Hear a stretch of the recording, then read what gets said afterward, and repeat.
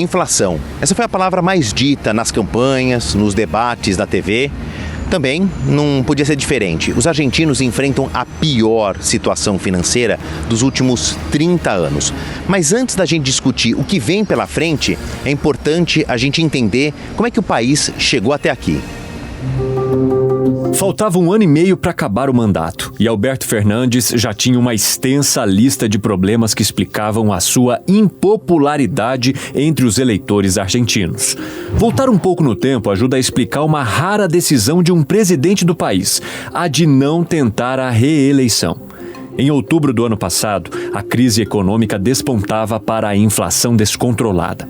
E o cenário se agravava com o desmonte do governo. Ministros ligados à vice, Cristina Kirchner, passaram a renunciar com uma certa frequência, escancarando uma ruptura dentro do próprio gabinete presidencial e mostrando para o resto do mundo que o peronismo estava rachado. Os últimos 12 meses da administração de Alberto Fernandes foram marcados por recortes de pobreza, perda do valor da moeda frente ao dólar, taxas de juros jamais vistas em 30 anos e o crescimento da oposição.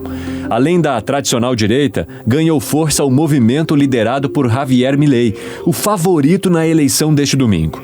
Resumidamente, o peronismo passou a ter 2 rivais de peso. Parte da responsabilidade está na própria esquerda, que se fragmentou, como explica o analista político e consultor de opinião pública Jorge Giacobbe Filho. Cristina, nas eleições de 2019, sabia de 2 coisas. Uma, que ela não queria ganhar. Ela não queria governar, embora tivesse apoio popular. Assim, ela elegeu Alberto Fernandes como candidato. A situação do país era completamente inquestionável, era impossível de se questionar. Assim como ela não queria governar, tampouco queria ser presa. Então, o que ela precisava era de um presidente que pudesse manipular. Buscava circunstâncias a favor dela mesma e que pudesse depositar a culpa de tudo que viesse a acontecer. E mesmo sem a pandemia, a expectativa da Argentina era péssima, assim como o futuro da Argentina é crítico. Ela precisava de alguém que desse a cara, alguém que assumisse as reclamações do povo. E já sabíamos que, finalmente, Cristina iria soltar a mão do presidente e deixá-lo sozinho, e usá-lo como um bode expiatório. Olhando para a população que cada vez mais sofre para conseguir comprar o básico, as disputas políticas têm sido prejudiciais. Disputas dentro da própria Casa Rosada, sede da presidência argentina, atrasam o debate de políticas públicas. O clima de instabilidade dentro do Palácio Presidencial contrasta com o passado político da dupla, Kirchner-Fernandes. O atual presidente era chefe de gabinete de Cristina, a herdeira política do marido Nestor, presidente da Argentina de 2003 a 2007, morto em 2010 devido a problemas de saúde. Mesmo tendo sido presidente por 2 mandatos, a ex-primeira-dama preferiu unir forças com outro peronista, Alberto, para derrotar a direita de Maurício Macri, que buscava a reeleição em 2019. A chapa, que na campanha passada falava em junção de forças, ruiu ao longo do mandato devido a divergências entre os dois. Presidentes se afastaram ainda mais à medida que o peronismo perdeu força no Congresso. Eleições legislativas diminuíram a presença de peronistas entre deputados e Alberto Fernandes passou a ter ainda mais dificuldade para aprovar projetos sociais.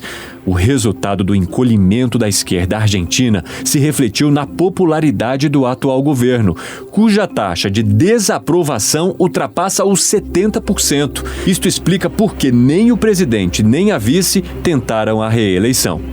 O rechaço da população ao governo está muito ligado à queda no consumo das famílias. A inflação, que ultrapassa os 120% ao ano, reduziu a lista de compras dos argentinos. Para tentar minimizar a frustração, a Casa Rosada, repetidamente, utiliza um velho artifício, o congelamento de preços.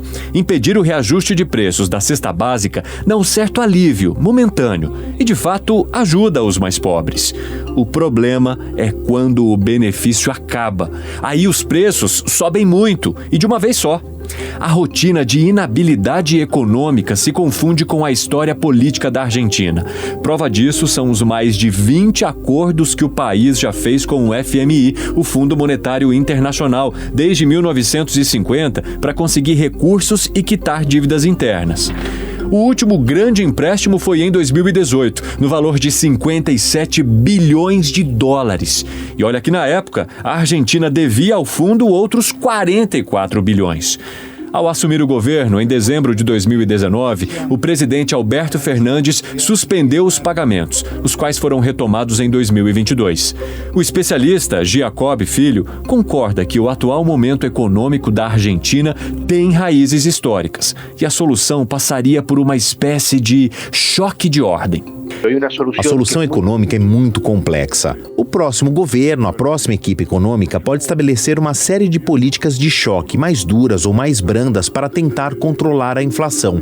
Mas o problema que temos, nós, os argentinos, é histórico, é psicológico, não é ideológico. Explicando, vamos a este dado: pelo menos 35% da população argentina tem o Estado como um pai. Ou seja, quando me falta alguma coisa, quando eu tenho alguma carência ou alguma dor, eu sento e espero que alguém apareça com soluções. Esse alguém, em outro momento, foi o papai e a mamãe, pai e mãe. Agora é o Estado.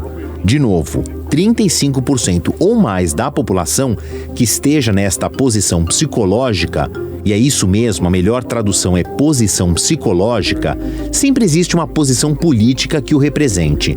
E essa posição política, com 35%, se não ganha a eleição, perde por muito poucos pontos. Então, nós argentinos oscilamos entre ir ao traumatologista ou ir ao anestesista. Vamos ao anestesista e ele aplica anestesia e transferimos o problema para mais adiante. E essa pessoa acredita que está tudo bem. Vai crescendo a ideia de que estamos resolvendo o problema. Quando vamos ao traumatologista, ele diz que a solução precisa de 30 sessões de fisioterapia, mas que não vai doer nada, o que é mentira, claro que vai doer. Depois de uma sessão, 2 sessões, 3 sessões de fisioterapia, muita dor, daí abandonamos e voltamos ao anestesista. Este é o loop dos argentinos, porque não toleramos a dor pelo que devemos fazer. A solução da inflação e que se solucione os problemas econômicos. Todo o resto dos problemas estão todos no final da lista e se transformaram na 4ª, 5ª ou 6ª prioridade. Se perguntarmos às pessoas como está a sua família ou qual o principal problema do seu país, se fizermos um exercício de pergunta aberta, sem dar aos entrevistados uma opção, uma pesquisa em que as pessoas possam responder o que quiserem, vai aparecer isso. Economia, vai aparecer inflação e o resto dos problemas não aparecem. É uma situação crítica para os argentinos. Sem condições adequadas para o investimento estrangeiro, a Argentina tem um altíssimo risco país, nome dado ao índice que avalia a chance dos credores levarem um calote. Ainda no governo anterior, do presidente Maurício Macri, parcelas da dívida começaram a não ser pagas e houve problemas de renegociação.